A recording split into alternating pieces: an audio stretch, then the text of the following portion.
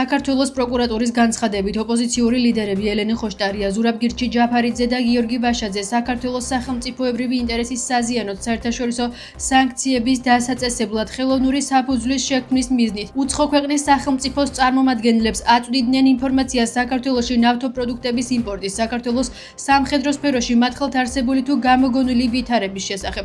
პროკურატურა ამბობს, რომ ოპოზიციონერი პოლიტიკოსები ავრცელებდნენ ცრუ ინფორმაციას, თითქოს საქართველოს საჰაერო სივრცე გამოიყენებოდა ირანული საბრძოლო დრონების რუსეთის ფედერაციისთვის მისაწოდებლად. მათი თქმით, გარდა აღნიშნულისა, ელენე ხოშტარია, ზურაბ გირჩი ჯაფარიძე და გიორგი ვაშაძე ინფორმაციას და დოკუმენტურ მასალას, მათ შორის საჯარო სამსახურში დასაქმებულ პირთა სიებს, პერიოდულად სანქციების დასაწესებლად აწვდიდნენ უცხო სახელმწიფოების წარმომადგენლებს. შედეგად სხვადასხვა ქვეყნების მხრიდან სანქციები დაუწესდა მთლიანობაში საქართველოს 300-მდე მოქალაქეს, მათ შორის პოლიტიკური თანამდებობის პირებს, საჯარო მოხელეებს და ცალკეულ ბიზნესმენებს. პროკურატურა ასევე ამბობს, რომ ოპოზიციონერი პოლიტიკოსები ავრცელებდნენ ცრუ ინფორმაციას, თითქოს საქართველოს საჰაერო სივრცე გამოიყენებოდა ირანული საბრძოლო დრონების რუსეთის ფედერაციისთვის მისაწოდებლად. ცნობილი გახდა, რომ პროკურატურამ ოპოზიციონერი პოლიტიკოსების მიხეილ სააკაშვილის, გიორგი ვაშაძის, ნიკა გვარამიას, ნიკანორ მელიას, ზურაბ გირჩი ჯაფარიძის, ელენე ხოშტარიას, მამუკა ხაზარაძის და ბადრი ჯაფარიძის მიმართ სისხლის სამართლებრივი დევნა დაიწყო.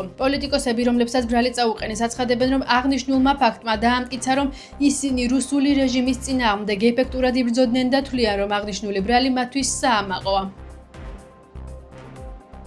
უკრაინაში საომარი მოქმედებების დაწყების შემდეგ რუსეთის ფედერაციასთან შესაძლო სამხედრო კონფლიქტის თავიდან არიდების მიზნით საქართველოს ხელისუფლებამ ეროვნული უსაფრთხოების ინტერესების გათვალისწინებით აირჩია პოლიტიკა. აგრესორი ქვეყნის წინააღმდეგ არ დაეწესებინა ეკონომიკური სანქციები და ქვეყანაში შეენარჩუნებინა მშვიდობა.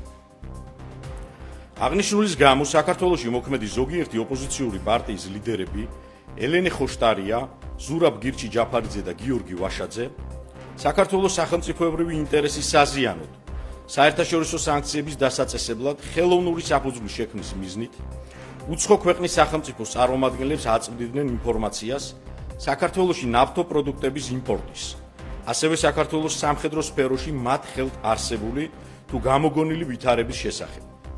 ავრცელებდნენ ცრუ ინფორმაციას. შენ როდესაც წარმოადგენს შენს ქვეყანას და ახორციელებ პოლიტიკურ საქმიანობას, რა თქმა უნდა, პირველ რიგში შენ უნდა დაიცვა შენი ხალხის და შენი ქვეყნის ინტერესები. როდესაც ხარ აგენტი, როდესაც ხარ უსამშობლო. კონკრეტული მაგალითებით შეგვიძლია მოვიყვანოთ, როდესაც ხდებოდა სხვადასხვა ქვეყნის ინტერესების გათვალისწინება, ჩვენი ქვეყნის ინტერესების ფერფლში გათვლით. კონკრეტულ პოლიტიკოსებზე ივანიშვილს აქვს გადაწყვეტილება მიღებული, რომ ზის შუქს ისინი თავისუფლებაზე ვეღარ იხილავენ. ეს არის ამ ქვეყანაში დიქტატურის დამყარების მთავარი მცდელობა. პირველი ხაზი არის პოლიტიკური პარტიები და პოლიტიკოსები.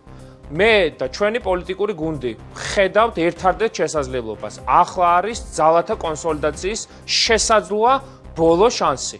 ჩვენ ხედავთ პროკურატურის აბსურდს, აი ამ ზღაპარს ჩვეულებრივს.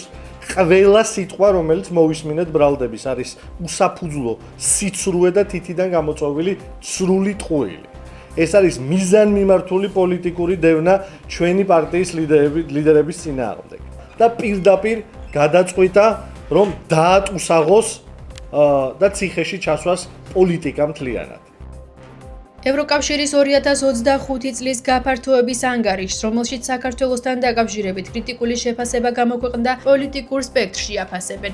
მართველი გუნდი თვლის, რომ აღნიშნულ ანგარიშში ბევრი უზუსტობა და დამახინჯებული ფაქტი იყო წარმოდგენილი. შესაბამისად, მათ მიაჩნიათ, რომ დასავლეთი საქართველოს საშინაო პოლიტიკაში ერევა და საქართველოს ხელისუფლების წინააღმდეგ უცხოური სპეცოპერაცია მიმდინარეობს, რომელშიც რიგი ოპოზიციური პარტიებიც მონაწილეობენ. პარალელურად ოპოზიციურ სპექტრში ხელისუფლებას აკრიტიკებენ. მათი თქმით, ქართული ოცნება ქვეყანას დასავლეთისგან სრულ იზოლაციაში აქცევს. არის ერთი დიდი უსამართლობა, რომელიც არის ასახული ამ დოკუმენტში, უამრავი დამახინჯებული ფაქტი, კონკრეტული დამახინჯებული ფაქტებია, უამრავი წარმოდგენილი ამ ანგარიში.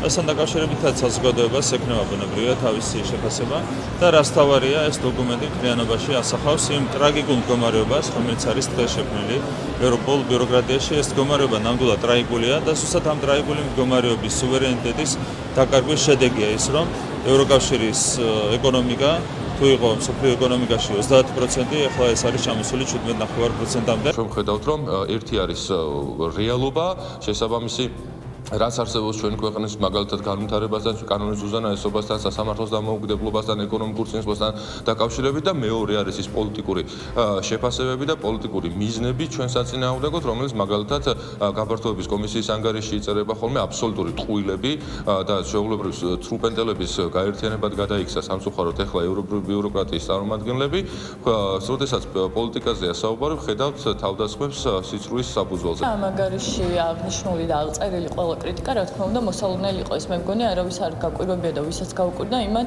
თავის ბოლო წლების ქმედებებს უნდა გადახედოს ალბათ თვალი ძალიან კარგად. ქართული ოცნების მიერ სასამართლოში შეტანილი საკონსტიტუციო სარჩელი, რომელიც სამი ოპოზიციური პარტიის აკრძალვას გულისხმობს, კვლავ სასამართლოში რჩება. სამართლებრივ ორგანოს მის განსახილველად 9 თვიანი ვადა აქვს. ოპოზიციური პარტიები აღნიშნულ ნაბიჯს არაკონსტიტუციურად მიიჩნევენ და თვლიან, რომ ეს ოცნების მხრიდან დიქტატურის მორიგი გამოვლინებაა. მართველი გუნდი კი თვლის, რომ იმ პარტიების ადგილი, რომლებიც ქვეყნის ინტერესების საწინააღმდეგოდ მოქმედებენ პოლიტიკურ სპექტრში, არ არის.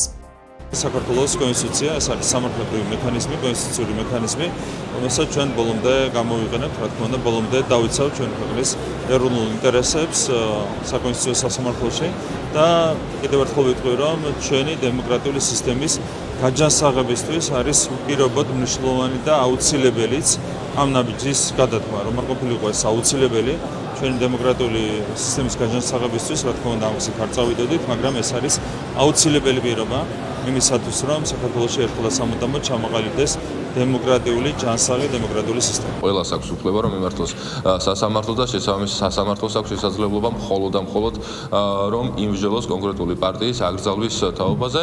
რისის შესაძლებლობაც ექნება დღეს საქართველოში საკონსტიტუციო სასამართლოს შემდეგი თვეების განმავლობაში კონკრეტულად 3 მოღალატეობრივი გაერთიანების ეგრეთ წოდებული პარტიების, რომლებიც გასულები არიან კონსტიტუციური ჩარჩოებისგან, რომლებიც სისტემურად და სისტემატიურად არღვევენ კონსტიტუციას, მათ აკრძალვასთან დაკავშირებით რაც არის დემოკრატიული პროცესი, დემოკრატიის საფარქვეშ არ შეიძლება ხდებოდეს კონსტიტუციის დარღვევა და კონსტიტუციური წყობილების დამხობის მცდელობები. ყველა ანგარიშის დროს ივანიშვილი პასუხობს ზუსტად აი ასეთი გამწვავებული ფორმით. და მე ჩვენი პოლიტიკური გუნდი და მთლიანად მთელი დემოკრატიული საზოგადოება, ვინც ვართ საქართველოში, ვისაც არ გვინდა ივანიშვილის მონობაში ცხოვრება, გვაქვს ერთადერთი გამოსავალი. ან ჯანსაღი პოლიტიკური პარტიები, თავისუფალი საზოგადოება, მედია და ყველა თავისუფალი მოქალაქე ერთიანდება ერთი საერთო მიზნის გარშემო და აქ პოლიტიკური კონტურები და ეგოების თამაში უკვე დიდი ხანია დამთავრებულია. ან არა და ივანიშვილი მიაღწევს იმას, რაც უნდა. ჩვენთვის ეს სარჩელი კიდევ ერთხელ, რა თქმა უნდა, არის ავტორიტარული მმართველობის ერთ-ერთი გამოვლინება. ზოგადად ქვეყანაში ვერ იქნება დემოკრატიული პარტიების აკრძალვა, იმიტომ რომ თუ გინდა რომ პარტია აღარ ოპერირებდეს, ეს პარტია უნდა დაამარცხო დებატებში, უნდა დაამარცხო იდეებში და უნდა დაამარცხო აზრობრივად. შესაბამისად ხალხი ძალიან კარგად გადაწყვეტს, უნდა კონდეს თუ არა ამ პარტიას ოპერირების საშუალება. დღეს თბილისის მთავრობის ხდომა გაიმართა. კახაკალაძემ დაგეგმილ პროექტებზე ისაუბრა, მათ შორის მისი განცხადებით სამგორის რაიონში ძველი საბაგირო გზის რეკონსტრუქცია მოხდება. გავრცელებული ინფორმაციით ახალი საბაგირო გზა უზრუნველყოფს მინიმუმ 3-ჯერ მეტი მგზავრის უმოკლეს ვადაში მიყვანას მეტროსადგურს სამგორამდე. კალაძის თქმით, საბაგირო ჩაერთვება ერთიან სატრანსპორტო ქსელში და მეტროს მოძრაობის გრაფიკის ანალოგიურად მოემსახურება მოსახლეობას. აღნიშნული საბაგირო გზა ჯერ კიდევ 1986 წელს აშენდა, მაგრამ არასათანადო მოვლისა და ექსპლუატაციის შედეგად საბაგირო გზის ფუნქციონირება 2006 წლიდან შეჩერდა. დღეისთვის ძველი საბაგირო გზის საინჟინრო და შენობანაგეობის ტექნიკური მდგომარეობა არის ძალიან მძიმე. ჩვენ ჩავატარეთ შესაბამისი კვლევები და დადგინდა, რომ აღნიშნული ნაგებობების დემონტაჟი უნდა განხორციელდეს, რასაც რა თქმა უნდა აუცილებლად გავაკეთებთ. ზემო აღნიშნულის გათვალისწინებით და ვაზის უბნის დასახლებაში მოსახლეობის ზრდის, მუნიციპალური ტრანსპორტის ხელმისაწვდომის გაუმჯობესებისა და მგზავრობის დროის მნიშვნელოვნად შემცირების მიზნით მივიღეთ გადაწყვეტილება იმავე დერეფანში განხორციელდეს ახალი თანამედროვე საბაგირო გზის მშენებლობა. ირაკლი კობახიძის სამუშაო ვიზიტი ჩინეთში დასრულდა. მისი თქმით, ეს ვიზიტი იყო წინ გადადგმული ნაბიჯი ქართულ-ჩინური ურთიერთობების გაღრმავების გზაზე. კობახიძემ აღნიშნა, რომ ჩინეთთან ურთიერთობა ქვეყნის ეროვნული სტრატეგიული ინტერესებისთვის მნიშვნელოვანია. მისივე თქმით, მიიღო ზოგადი დაპირება ჩინეთის ხელისუფლების მხრიდან, რომ მოხდება ურთიერთობების გაღრმავების ხელშეწყობა და პარტნიორობის განვითარება. შინაგან საქმეთა სამინისტროს სამეგრელო ზემო სვანეთის პოლიციის დეპარტამენტის ხობის რაიონული სამმართველოს თანამშრომლებმა დიდი და განსაკუთრებით დიდი ოდენობით ნარკოტიკული საშუალების უკანონო შეძენა შენახვის ბრალდებით 1970 წელს დაბადებული პირი დააკავეს. სამართალდამცველებმა ბრალდებული საცხოვრებელი სახლი ჩხრეკისას განსაკუთრებით დიდი ოდენობით ნარკოტიკული საშუალება მარიხუანა ნივთმტკიცება დამოიღეს. გამოძიება სისხლის სამართლის კოდექსის 260 მუხლით მიმდინარეობს. შინაგან საქმეთა სამინისტროს თბილისის პოლიციის დეპარტამენტის ვაკე საბურთალოს მთავარი სამმართველოს თანამშრომლებმა ჯგუფური ძალადობის ორგანიზებისა და მასში მონაწილეობის ბრალდებით 4 პირი დააკავეს. აღნიშნული სისხლის სამართლის საქმეზე სამართალდამცველების მიერ უკვე დაკავებულია მანანა გიორგობიანი.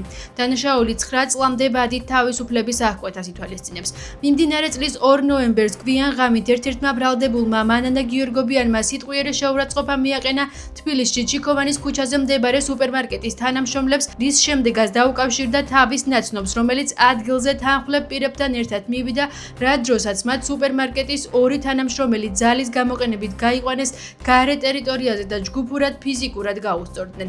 ფაქტთან დაკავშირებით გრძელდება შესაბამისი საგამოძიებო მოქმედებები დანაშაულის ჩამდენი კიდევ ერთი პირის ადგილსამყოფელის დადგენისა და მისი სისხლის სამართლებრივ პასუხისმგებლობაში მიცემის მიზნით. ამასთან სამართალდამცველების მიერ ჩატარებული საგამოძიებო მოქმედებების შედეგად ერთ-ერთი დაკავებულის მიერ სავარაუდოდ უკანონოდ შენახული ცეცხლსასროლი იარაღები და საბრძოლო მასალა ნივთმტკიცება დაამოღებული.